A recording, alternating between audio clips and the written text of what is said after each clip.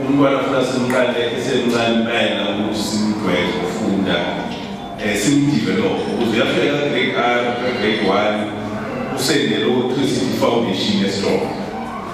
Uma uwenze research kwamanye amazwe uyabona ukuthi abantwana babo baperforma kahle ngoba bane foundation esezingeni eliphezulu. So umntwana ufika nge-matric Dr. Madonna awusafuni imali eningi ama-intervention programs. Umntwana ufika nge-matric nje sokuyazifuna ngoba sisuke simprepare from ECD phase together. So uma ngabe lolu hlelo lwezo-education speak ikakhulukazi yona lesuke siyibhekele eqopheleyo. Zizoba khona izinto esizoqhubeka nazo njengoba ama-colleagues bayasho, zizoba khona esizoshintsha.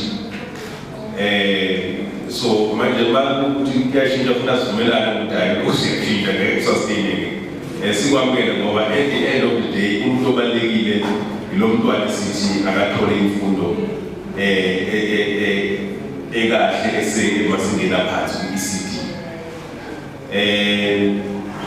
Ngihappy-ke ngoba leyo ngiyabona ukuthi isentha yomphakathi mangibo noma kuthiwa mhlambe yakhandwa abantu abathile abahlangana but you can relatively be comfortable ukuthi akhona kabuhlungu.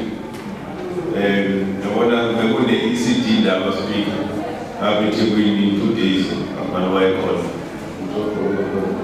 Kodwa nje secondary ebambele kakhulu ngoba sasitshelana ukuthi cha ngeke siyi-Department Education uthi asiyo-investor kubhekulo komzini wakho.